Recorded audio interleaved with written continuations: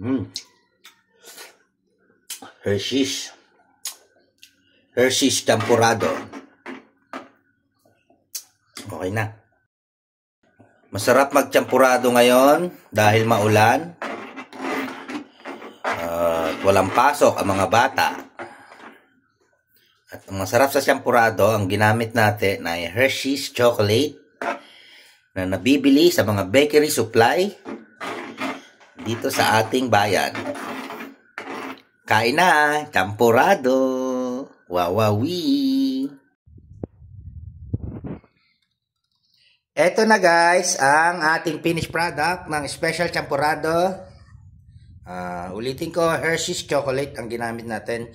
Yung nabibili sa mga bakery supply. Okay. Doon lang nakakabili nun. Tsaka sa mall. At ito ay pwedeng gamitan ng iba liquid na milk.